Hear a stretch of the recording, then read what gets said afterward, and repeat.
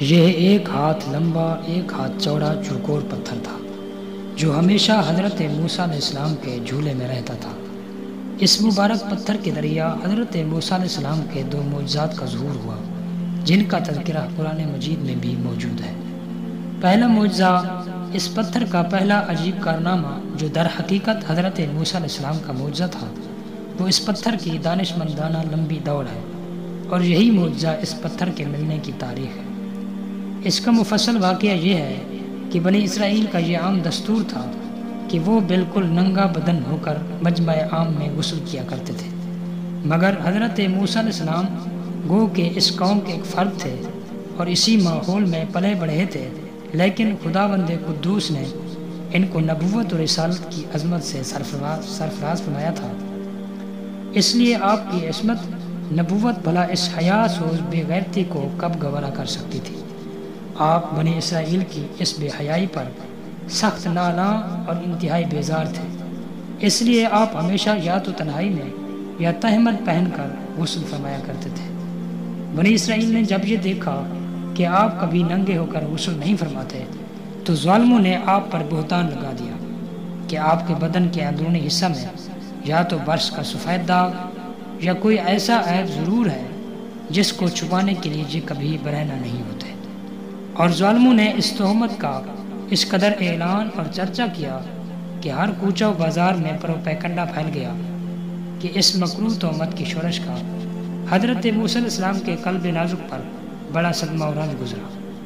اور آپ بڑی کوفت اور اذیت میں پڑ گئے۔ تو خداوند قدوس اپنے کلیم کے رنج و غم کو بھلا کب گوارا فرماتا، اور اپنے ایک برگزیدہ رسول پر ایک عیب کی تہمت بھلا خلاق عالم کو کب اور کیوں کر اور کس طرح پسند ہو سکتی تھی۔ ارحم الراحمین نے آپ کی برات اور بے عیبی ظاہر کر دینے کا ایک ایسا ذریعہ پیدا فرما دیا کہ دم زدن میں بنی اسرائیل کے پروپیگنڈا اور ان کے شکوک و شبہات کے بادل چھٹ گئے، اور آپ کی برات اور بے عیبی کا سورج آفتاب عالم تاب سے روشن و آشکار ہو گیا۔ اور وہ یوں ہوا کہ ایک دن آپ پہاڑوں کے دامنوں میں چھپے ہوئے ایک چشمہ پر غسل کے لیے تشریف لے گئے، اور یہ دیکھ کر کہ یہاں دور دور تک کسی انسان کا نام و نشان نہیں ہے، اس لیے آپ اپنے تمام کپڑوں کو ایک پتھر پر رکھ کر اور بالکل برہنہ بدن ہو کر غسل فرمانے لگے۔ غسل کے بعد جب آپ لباس پہننے کے لیے پتھر کے پاس پہنچے تو کیا دیکھا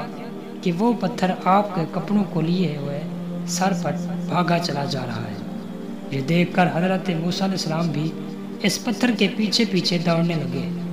اور فرمانے لگے کہ ثوبِ حجر ثوبِ حجر، یعنی اے پتھر میرا کپڑا، اے پتھر میرا کپڑا،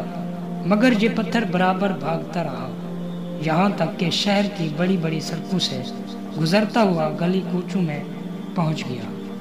اور آپ بھی برہنہ بدن ہونے کی حالت میں برابر پتھر کو دوڑاتے چلے گئے۔ اس طرح بنی اسرائیل کے ہر چھوٹے بڑے نے اپنی آنکھوں سے دیکھ لیا کہ سر سے پاؤں تک آپ کے مقدس بدن میں کہیں بھی کوئی عیب نہیں ہے، بلکہ آپ کے جسم اقدس کا ہر حصہ حسن و جمال میں اس قدر نقطۂ کمال کو پہنچا ہوا ہے کہ عام انسانوں میں اس کی مثال تقریباً محال ہے۔ چنانچہ بنی اسرائیل کے ہر فرد کی زبان پر یہی جملہ تھا کہ واللہ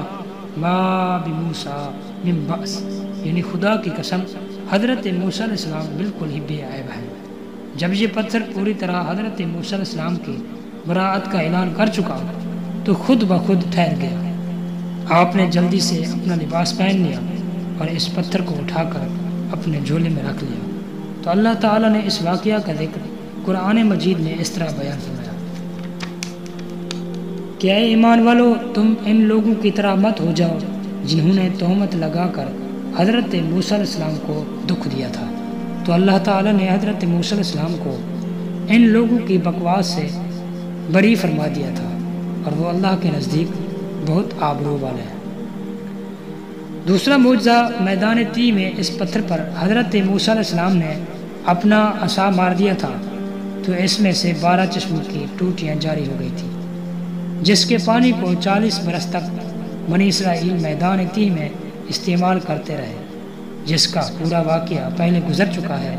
تو قرآن مجید کی یہ آیت کریمہ ہے کہ فَقُلْ نَضْرِب بِعَصَاكَ الْحَجَرَ، کہ پتھر سے یہی پتھر مراد ہے۔